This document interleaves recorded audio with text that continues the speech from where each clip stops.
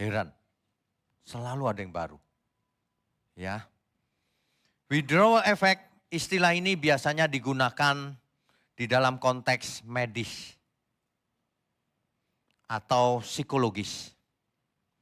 Menunjuk kepada suatu gejala yang muncul ketika seseorang berhenti menggunakan zat adiktif. Zat adiktif tahu ya maksudnya ya. Zat yang kalau dikonsumsi menyebabkan keterikatan. Kalau berhenti ketagihan. Contohnya obat-obatan tertentu ya. Ada banyak contoh zat adiktif di dunia ini. Baik yang fisik maupun yang non fisik. Withdrawal effect ini sebenarnya bisa ditulis satu buku khusus. Dalam dunia medis atau psikologis itu jelas sekali. Contohnya, kalau seseorang berhenti dari kebiasaannya yang lama itu, misalnya konsumsi obat-obatan tertentu, maka ketika ia berhenti, gejalanya apa? Cemas. Cemas, ketakutan gak jelas apa sebabnya. Cemas, ketakutan, depresi. Bahkan punya keinginan kuat untuk kembali lagi ke kebiasaannya yang lama. Itu menjelaskan kenapa banyak orang kumat. Dulu sudah rehabilitasi, sudah sembuh, kumat lagi. Karena gejala itu berhenti, gejalanya muncul. Gejala yang sangat tidak enak. Sehingga ia berpikir kembali lagi nih kayaknya. Kayaknya nagih nih. Sakit semua badanku, sakau. Begitu konsumsi lagi, tenang lagi. Nah itulah efek, withdrawal effect. Ketika seseorang menarik diri dari suatu ikatan, dia ditarik terus oleh ikatan itu. Supaya kembali lagi. Supaya kumat, bahasa sederhananya. Ya. Nah, ini terjadi juga dalam ikatan yang lain, ikatan dosa dalam Alkitab.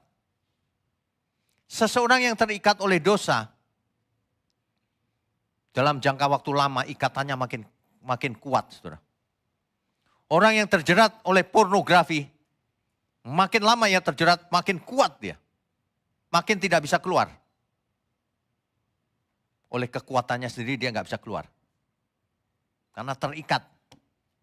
Ya, sampai akhirnya kalau obat-obatan bisa merusak syaraf. Rusak loh syarafnya, saudara. Kalau syaraf udah rusak, udah deh. Ya. Nah ini namanya withdrawal effect, saudara. Contoh-contoh withdrawal effect ini banyak. Kalau mau sederhana, yang setiap hari saja ya. Saudara biasa ngopi nggak? Nah, bisa berhenti nggak dari kopi? Nggak bisa, Pak. Kopi kan nggak bahaya, kan gitu ya. Memang kopi tidak bahaya kalau sedikit. Lah kalau banyak banget tiap hari, nggak pernah minum air putih, dari pagi sampai malam kopi terus, itu tanda keterikatan tuh. Itu lebih bahaya itu. Ya. Coba berhenti dari minum kopi sama sekali. Apa yang terjadi?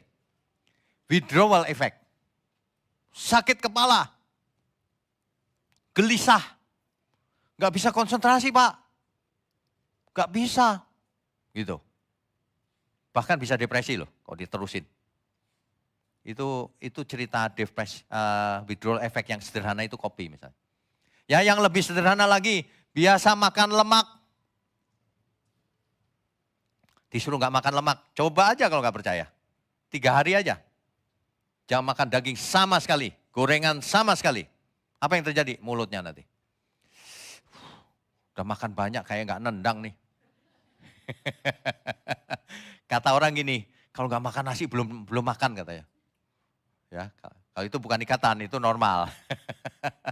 Ya, tapi kalau yang ini segala ikatan nih. Jangankan gitu, yang sederhana deh, asin. Masakan yang asin. Kalau orang udah biasa asin banget gitu ya. Dikasih yang kurang asin dikit, tawar. Padahal udah asin. Karena naik terus ikatannya. Ya, meskipun asin tidak mendatangkan dosa, tapi ini contoh-contoh aja maksudnya. Makanya kalau saya makan di luar, ini asin sekali ya. Karena standar asinnya beda dengan orang lain. Karena saya menghindar yang terlalu kuat rasanya. Saya mau yang datar-datar aja. Bahkan kalau netral sama sekali saya masih malah nikmat. Makanya orang kebiasaan. Yang rugi adalah kalau kebiasaan kita itu kebiasaan yang buruk. Kebiasaan buruk dianggap biasa. Makanya miliki kebiasaan yang benar. Kalau enggak rusak itu kebiasaan yang buruk itu. Dianggap biasa soalnya. Salah tapi dianggap biasa. Ya. Di dalam Alkitab digambarkan bahwa dosa itu bukan cuma pelanggaran loh. Bukan cuma kejahatan secara kriminal. Dosa itu bisa berupa ikatan. Yohanes 8 ayat 34. Setiap orang yang berbuat dosa adalah hamba dosa. Setiap orang yang berbuat dosa adalah budaknya dosa. Artinya dia diikat oleh dosa. Dosa itu tuannya dia. Dia hambanya, budaknya. Orang yang berbuat dosa itu hamba dosa. Makanya Tuhan Yesus berkata begini. Kalau anak itu benar-benar memerdekakan kamu, engkau benar-benar merdeka. Orang Yahudi, kita kan sudah merdeka, pikirannya beda. Orang Yahudi pikir merdeka itu enggak jadi budaknya orang lain gitu. Tapi dijelaskan oleh Tuhan Yesus. Sesungguhnya orang yang berbuat dosa adalah budaknya dosa. Hambanya dosa. Itu keterikatan tuh. Kalau sudah diikat oleh dosa, bisa enggak seseorang keluar? Nah ini persoalan. Ini harus dibahas secara lengkap nih. Ada secara sisi psikologisnya, sisi medisnya, sisi rohaninya. Harusnya satu buku lengkap tuh. Saudara dari dulu, dari saya muda, pertanyaan saya itu pertanyaan besar. Kenapa sih manusia nggak mau berubah? Itu. Suatu hari saya cita-citanya punya satu buku yang lengkap. Kenapa manusia tidak mau berubah? Apa sebabnya? Bagaimana struktur perubahan itu? Anatominya bagaimana sih kok manusia bisa berubah itu bagaimana sih? Salah satunya karena ini, withdrawal effect. Mau sih berubah, ketagihan, balik lagi. Nggak mau bayar harga, kesakitan, fisiknya sakit kan. Saya dulu pengalaman, saya ajarin semua cabang-cabang gereja kita dulu, zaman dulu, tentang detoksifikasi 21 hari. Jarang yang lulus. Ada yang lulus sih, terseger. Jadi langsing sehat gitu, tadinya sakit kepala dan sebagainya, jadi sehat. Tapi cuma sebentar. 6 bulan kemudian ketemu lagi loh, kok balik lagi? Withdrawal effect. Ya, itu wah itu nyata loh withdrawal effect itu. Apalagi orang yang suka selingkuh ya, waduh. Itu withdrawal effect-nya berat tuh. Udah biasa dia, udah biasa selingkuh. Disuruh berhenti, sakit kepala dia. Matanya sakit tiba-tiba. Waduh, saya pernah cerita loh di sini. Dulu ada bapak-bapak ngadep ke saya. Pak, saya disuruh menghadap bapak. Siapa yang suruh? Istri saya. Kenapa? Saya suruh bertobat. Memang bapak kenapa? Saya bilang, dosanya apa? Saya suka selingkuh pak. Oh gitu. Sudah bertobat belum? Sudah pak. Tapi kumat lagi. Aduh, kumatnya berapa kali? Ini yang ke-25 pak. Juara kau berarti. Kumat 25 itu gak niat. Makanya istrinya bilang diusir, kamu gak bertobat, ketemu pendeta itu. Gak bertobat jangan pulang lagi. Yep. Saya tanya bapak itu, pantas gak bapak digituin sama istri? Pantas sih, ya udah. Ngapain kesini? Gak mau bertobat gak usah kesini lagi. Udah 25 kali percuma. Kalau bertobat sungguh-sungguh. Kalau bertobat, ayo kita beneran bertobat. Kita doakan. Itu gak gampang loh saudara. Secara teori pendeta ngomong bertobat kau. Benerannya, wah bertobat itu susah. Saya tahu. Masalahnya mau bayar harga enggak? Kalau saya sudah praktek soal detoksifikasi itu. Dulu kan saya pikir saya kurus sehat gitu kan. Wah apa aja saya mau makan. Suatu hari kelihatan, loh kolesterolnya berapa ya? 269. Kalau ukuran umum mungkin nggak terlalu tinggi kali ya. Tapi itu udah tinggi menurut saya. Wah kaget saya juga. Langsung hari itu, yes, gak makan semuanya. Saya begitu bayar harga, oh, mulut jadi kok ada yang kurang ya, kayaknya gak makan gitu. Udah makan padahal, gak nendang kata orang. Gak nendang, tendang aja situ. Kata orang gak nendang. Manusia itu ya, memiliki efek psikologisnya itu withdrawal effect. Ya. Dosa ini mengikat loh saudara. Dosa ini mengikat, menjadikan manusia budak dosa. Makanya Tuhan Yesus datang itu bukan untuk memberkati supaya kaya doang. Ngapain kaya tapi masih terikat oleh dosa. Yang penting bukan kaya atau tidak kaya. Yang penting jangan terikat oleh dosa. Ada amin? Yang penting itu. Kalau masih terikat berarti budak dosa kau. Ya. Jadi dalam hal ini dosa itu bersifat adiktif. Enggak cuma drugs yang adiktif. Dosa itu rupanya adiktif. Kenapa banyak orang berbuat dosa? Karena dosa itu nikmat. Kalau enggak nikmat ngapain dilakukan? Karena dosa itu enak. Ada enggak dosa yang enggak enak? Enggak ada. Semua dosa itu enak dilakukan. Iya kan? Enak sebentar. Setelah itu maut. Ya. Enaknya coba sebentar. Seorang anak muda datang dari kampung ke kota, gemerlap kota. Dia hidup bebas. Seks bebas. Enak kan? Bebas soalnya nggak ada yang ngekang, orang tuanya jauh di kampung. Kena penyakit. Baru 2-3 tahun kena penyakit HIV. Mati dia. Coba bayangkan. Manusia itu mau dibinasakan oleh si iblis. Dengan segala cara. Iblis tahu banget itu withdrawal effect. Sangat tahu. Makanya pagi ini kita belajar withdrawal effect itu nyata. Tapi bisa ditanggulangi. Ada amin semua? Mulai sekarang jangan pakai alasan. Alasan sakit kepala aku. Kalau nggak ngerokok sakit kepala. Daripada masuk neraka nggak sakit kepala, mendingan sakit kepala tapi masuk surga. Ada amin nggak? Tuhan Yesus yang berkata begitu. Lebih baik matamu dicungkil daripada nonton yang enggak tapi masuk surga. Daripada utuh matanya masuk neraka tapi. Coba bayangkan. Ini sangat jelas loh ini fenomena ini. Dan ini fakta. Ya. Itu yang pertama. Dosa itu mengikat. Ketika dosa itu ditinggalkan, nah mulai itu withdrawal effect tadi. Ya. Ada yang merasa kehilangan kenikmatan. Ada yang merasa hidupnya jadi kering, kok jadi gini. Ini sangat mirip dengan kalau orang ngedrugs itu loh. Sakau. Gak usah jauh-jauh lah. Ini anak-anak muda yang suka kelayapan. Kelayapan itu apa ya? Apa? Keluyuran. Kelayapan. Keluyuran. Keluyuran malam. Coba disuruh diem di rumah. Kira-kira gimana ada? Kesemutan. Kaki yang kesemutan lah. Yang pusing lah. Banyak alasan. Itu withdrawal effect itu. Pokoknya kalau seseorang pindah dari satu keadaan ke keadaan yang lain, terjadi gejala-gejala itu, dia mau balik. Termasuk dosa. Dosa itu kuat sekali withdrawal effect-nya.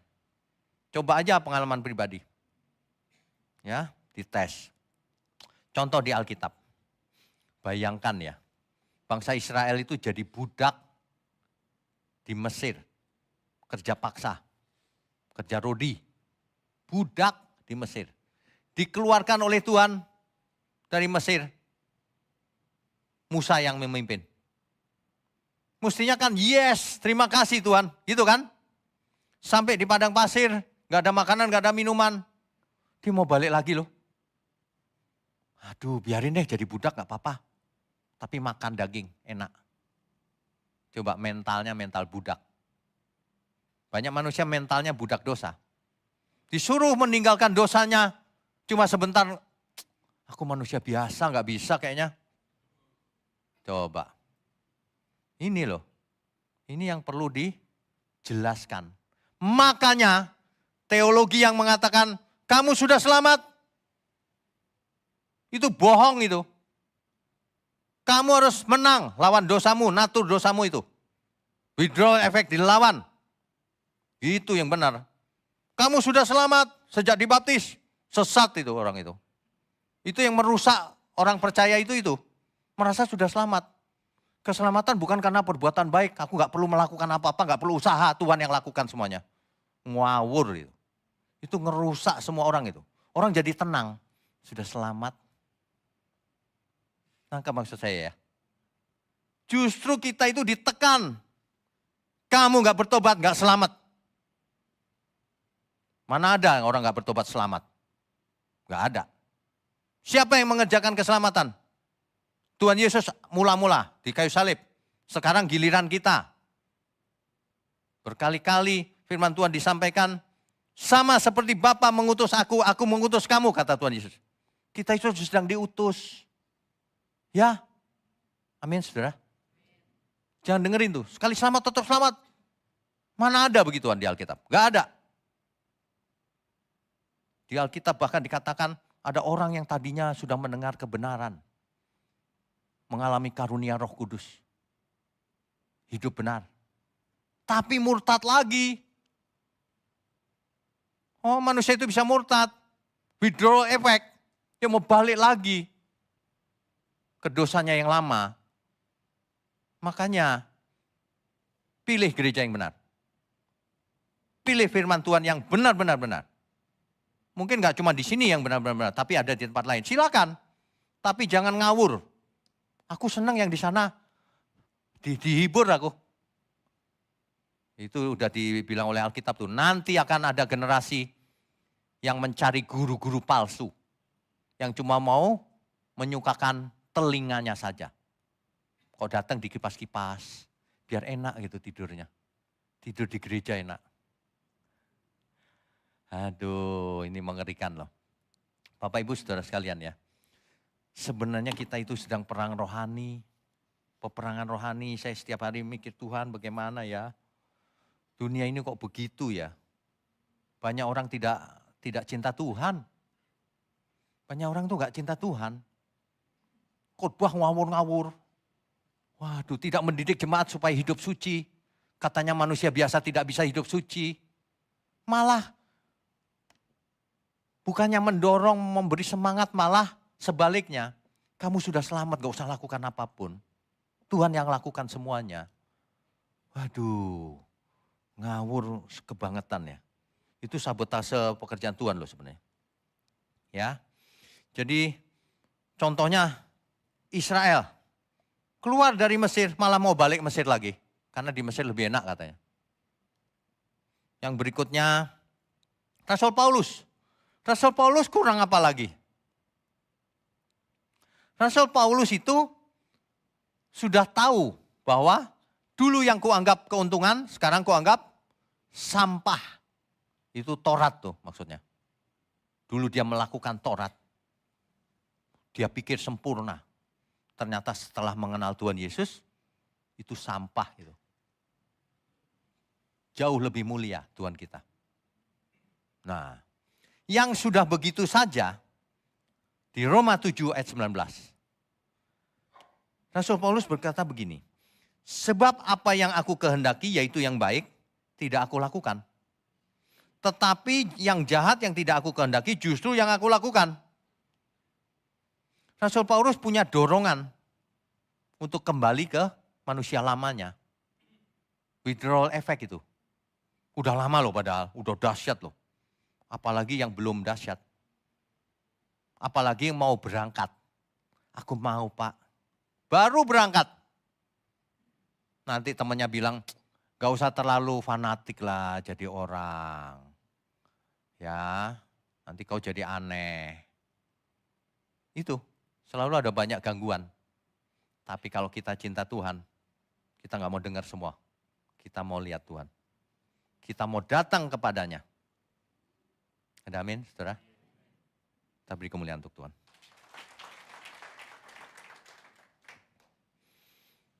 Bapak Ibu, saudara sekalian, bagaimana kita bisa berubah kalau kita ada withdrawal effect? Saudara, sebenarnya harus ada papan tulis sih, supaya jelas ya. Tapi ya udah nggak apa-apa. Jadi begini loh, ketika seseorang mengkonsumsi zat adiktif, yang bikin ketagihan terus, dikonsumsi terus, menimbulkan perasaan nyaman. Makanya ia pengen mengkonsumsi lagi. Karena mau dapat kenyamanan itu terus. Tapi makin lama dikonsumsi, kenyamanannya cepat hilang. Makin cepat hilangnya. Makin banyak konsumsinya makin cepat. Ya, lingkaran setan. Makin terikat dia. Makin. Orang suka nonton yang gak benar, makin setiap saat. Gak ada makin kurang, gak ada. Makin setiap saat. Orang suka marah, tiap hari makin marahnya menjadi-jadi. Makin ahli dia marah. Orang suka bohong, tadinya sekali-sekali. Besok-besok, enggak 2 Pak, langsung 10 kali. Itu loh. Ya, itu natur dosa itu seperti itu sifatnya. Kita harus mengerti supaya kita bisa, aku tahu Tuhan apa yang harus kulakukan. Ketika seseorang mengkonsumsi zat adiktif, dia dapat nyaman, dia mau lagi, terus begitu.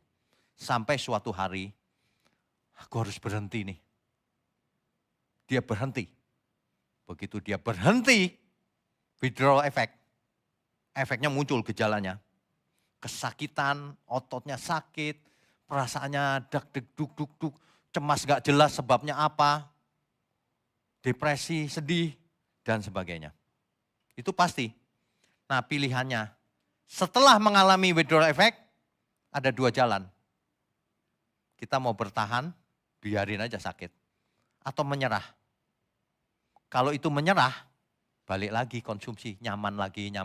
Mengerti maksudnya ya? Tapi kalau biarin aku sakit Tuhan, terus sakit, terus sembuh. Sembuh total. Itu mekanismenya seperti itu. Mekanismenya seperti itu. Cuman withdrawal effect ini sangat menderita memang. Sangat menderita untuk keluar dari itu. Ya. Nah dalam rohani sama saja. Orang yang biasa hidup dengan cara dunia, kan kita semua hidupnya cara dunia dulunya. Orang yang biasa hidup dengan cara dunia, itu adiktif loh. Itu nagih. Enak juga ya. Gerombol malam-malam. Enak juga ya. Nah, itu adiktif tuh. Menimbulkan perasaan nyaman, bahagia sesaat.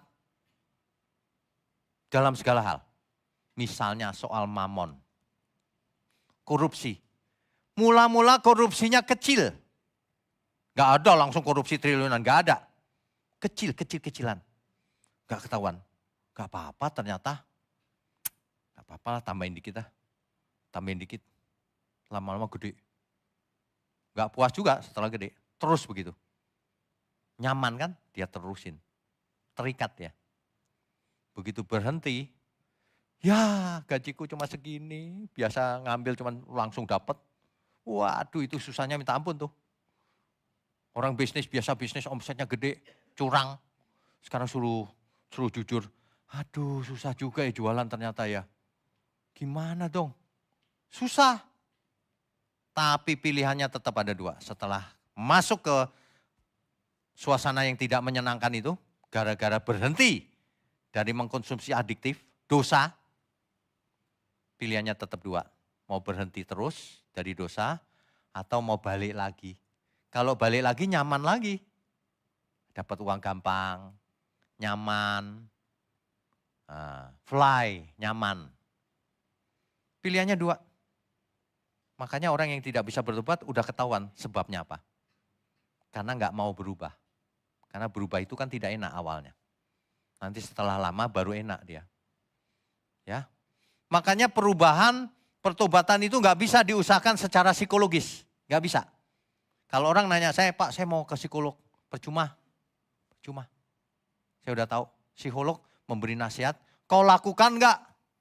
Nasihatnya psikolog ya paling gitu aja, bertobat sungguh-sungguh, berhenti, kan gitu-gitu aja. Emang ada cara lain? Ada, dikasih obat supaya tenang. Lupa dia tenang. Itu bukan sembuh namanya, itu tenang banget. Iya kan? Itu sama aja orang disuruh tidur. Sembuh gak? Ya enggak, bangun ingat lagi. Kan begitu. Ya. Nah, makanya kesembuhan yang sebenarnya ada di firman Tuhan. Oleh bilur-bilurnya kamu sudah sembuh. Kesembuhan tidak bisa didapat dengan teori.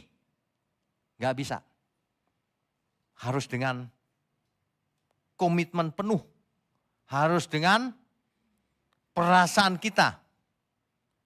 Makanya akhir-akhir ini kan tahun-tahun belakangan saya sering bicara kan. Kita harus mengasihi Tuhan, saudara. Tanpa cinta kita nggak bisa berubah. Cuman teori, bertobat selamat. Iya, tapi nggak dilakukan buktinya. Makanya pertanyaan yang paling utama, apakah engkau mengasihi aku, kata Tuhan Yesus. Itu aja udah. Kalau saudara tidak mau berubah, tidak mau pikul salib, tidak mau bayar harga, tidak mau bertahan dalam kesakitannya, withdrawal effect itu, maka percuma semuanya. Semuanya tinggal teori doang. Kalau kita berubah, makanya bagaimana harus berubah? Pandanglah Tuhan Yesus. Ia mati di kayu salib untuk kita, betapa besar cintanya sama kita. Ya, amin ya saudara ya. Makanya mulai sekarang tanya terus diri sendiri, apakah sebenarnya aku mengasihi Tuhan apa enggak sih?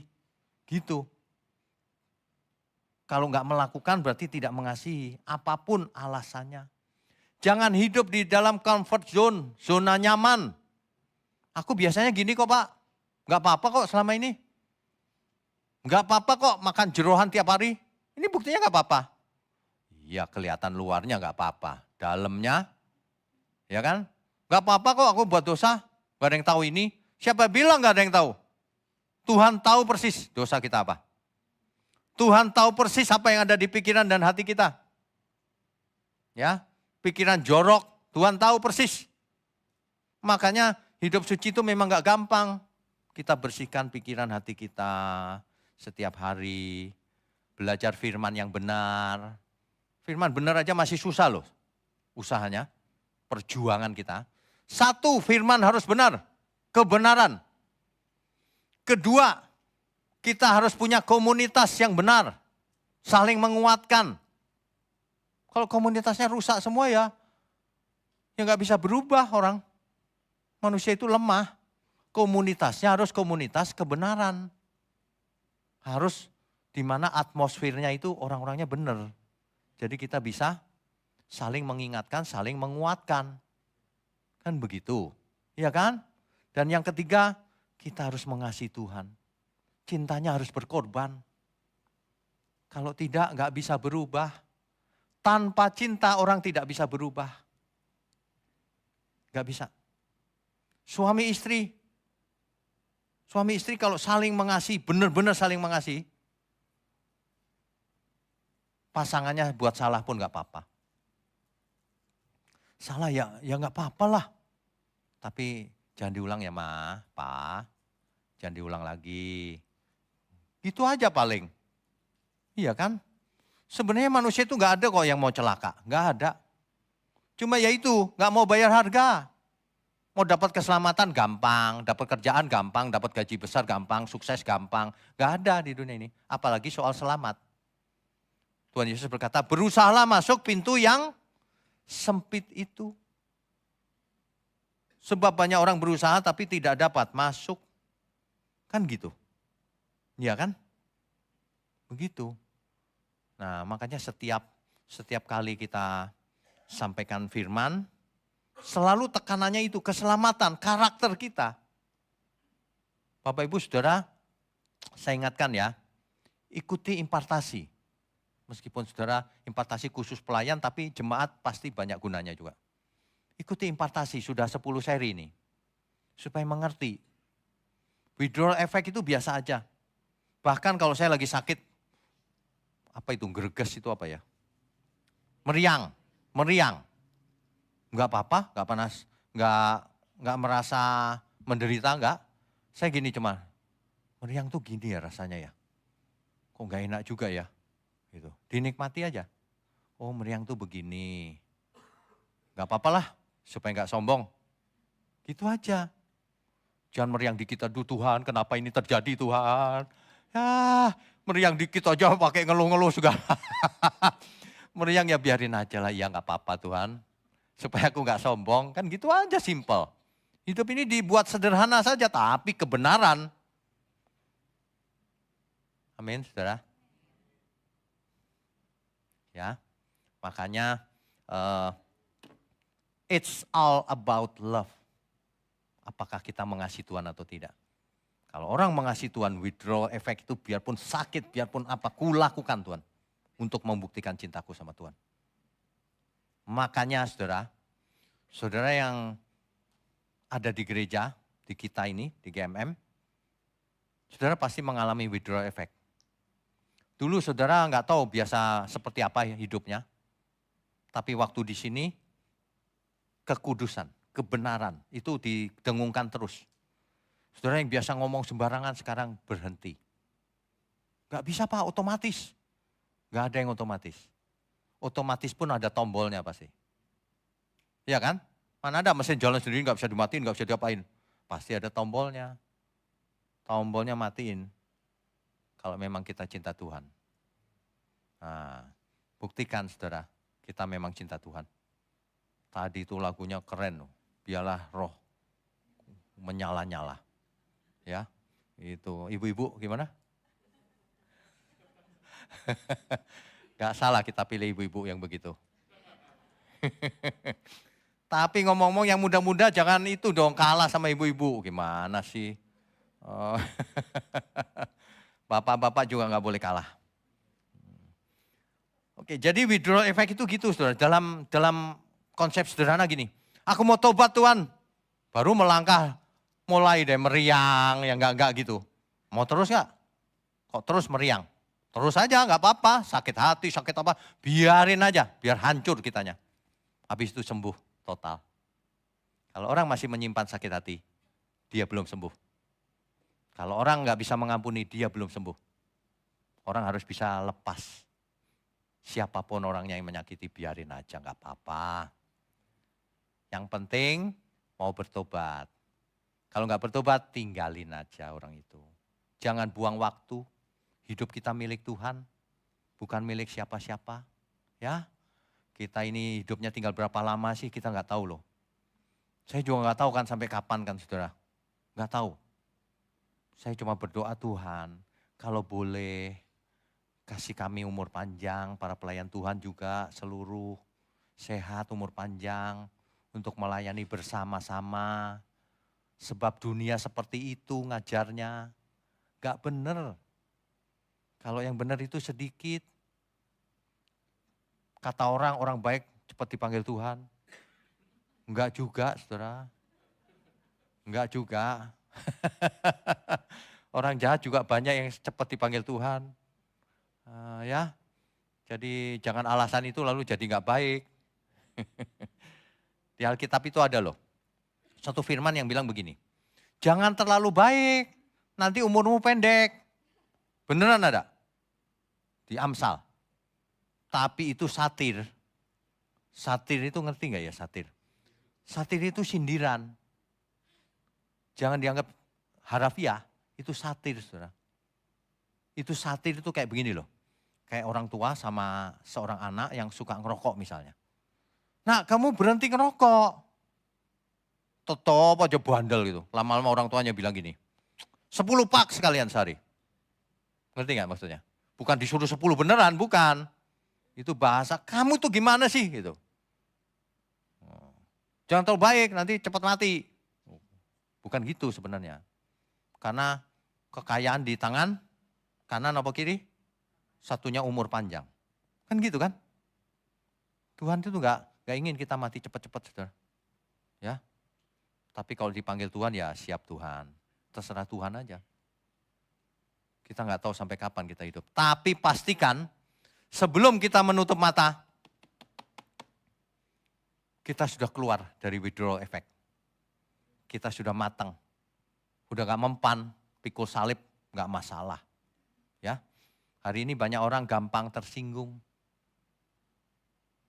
Disinggung dikit, tersinggung berat. Nah, yang begitu-begitu masih jauh tuh.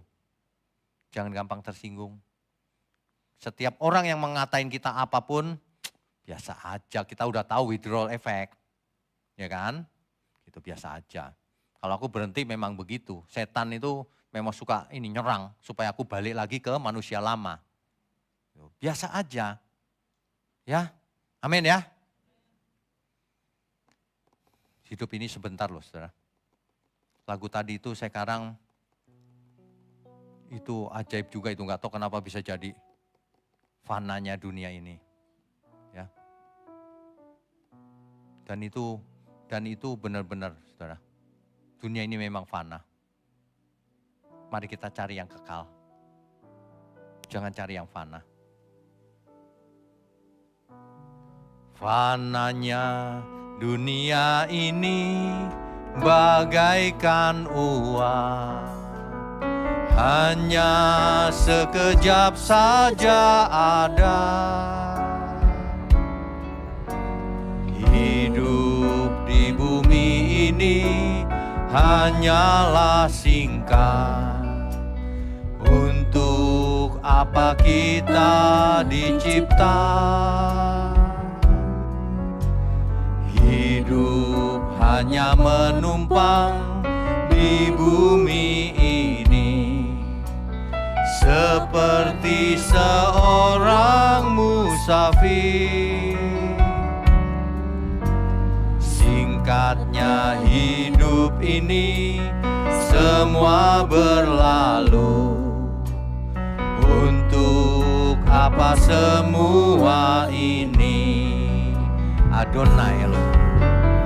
Adonai Elohim, Adonai Eloheinu, Adonai Elohim Echad. Adonai Elohim, Adonai Eloheinu, Adonai Elohim Echad. Melayanimu Tuhan, melayanimu, melayanimu, melayanimu sampai akhir. Melayanimu, melayanimu, melayanimu selamanya. Saudara, jadi kita sudah mengerti ketika kita berhenti dari kebiasaan lama yang buruk, apapun itu, maka kita akan mengalami withdrawal effect. Jadi jangan kaget, tiba-tiba gatal-gatal, gak enak hati, biarin aja. Aku mau ikut Tuhan. Biarin aja. Apapun harganya Tuhan, ku bayar. Meskipun sebenarnya aku sakit hati Tuhan. Kalau dengan manusia lama, pengen ku becek-becek dia itu. Becek-becek emangnya rujak bebek gitu ya. Enggak, dengan selera yang baru, manusia baru. Enggak apa-apa Tuhan. Memang itulah pikul salib. Itu harus dibayar saudara. Ya. Amin ya saudara ya. Amin, beri kemuliaan untuk Tuhan.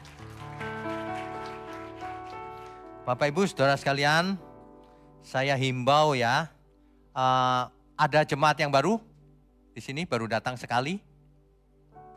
Silakan kalau ada, angkat tangan. Gak ada ya? Oke, gak apa-apa. Kalau belum ngisi data, silakan di scan barcode-nya di bawah, ada di meja sekretariat. Daftar, saudara. Ngisinya minimal kok, cuma nama sama nomor WA kalau nggak salah. Jadi nggak ditanya panjang banget nggak. apalagi hobi nggak ditanya. Ya nama sama WA. Kenapa? Nanti saudara kita masukkan ke grup, kita broadcast renungan pagi, renungan malam, info-info penting gitu ya. Gampang kok, tinggal di scan, di input sebentar di handphonenya masing-masing. Kalau untuk jemaat lama boleh scan barcode satunya lagi, dilengkapi datanya lebih panjang gitu ya. Nah, di samping itu retreat sudah semakin dekat. Saudara yang mau ikut retreat masih bisa daftar. Tinggal sedikit sih. Mungkin tinggal kurang dari 10 tempat. Segera daftar kalau mau ikut. Ya, itu saja ya. Mari saya undang semua untuk bangkit berdiri yuk.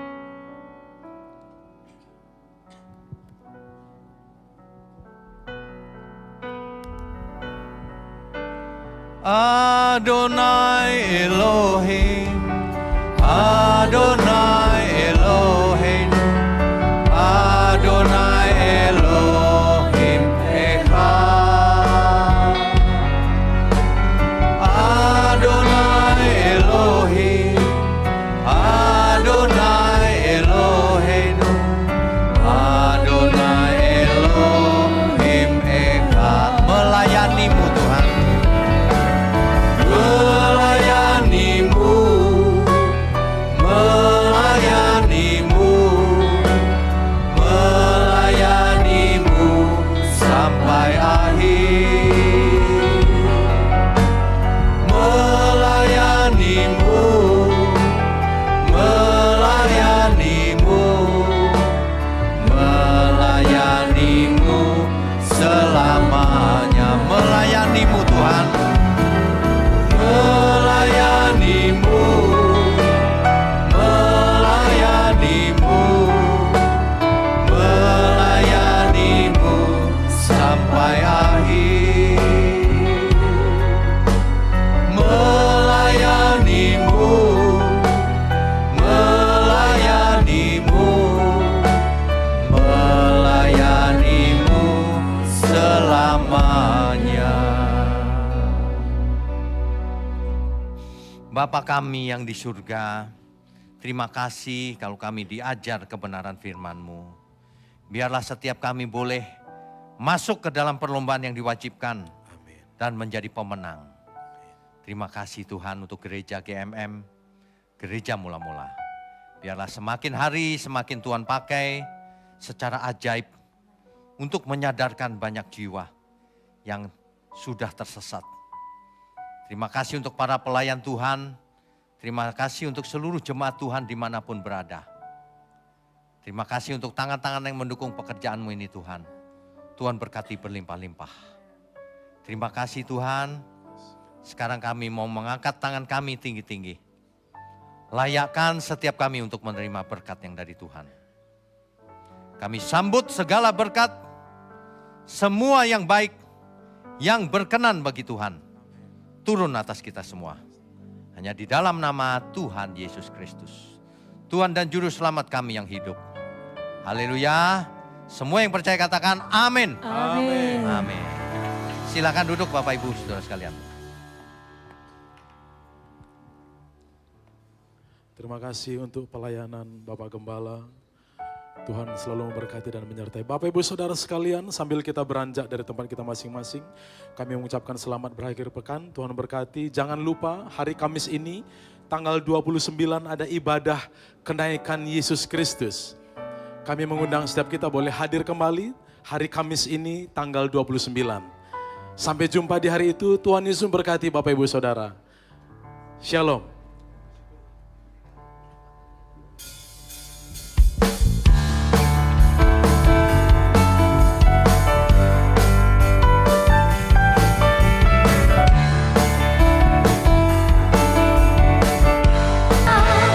Bersyukurlah kepada Tuhan, sebab Dia baik, bahwasanya selamanya kasih setianya. Bersyukurlah kepada Tuhan, sebab Dia baik, bahwasanya selamanya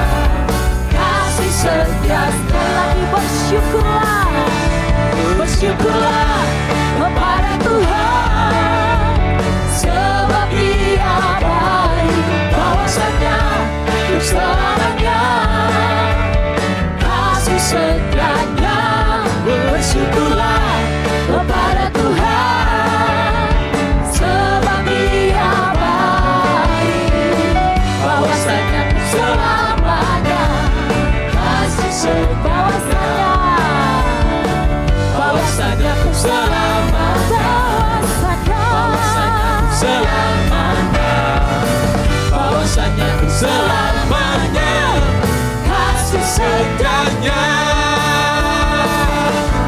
Bersyukurlah. Terima kasih. Tuhan memberkati.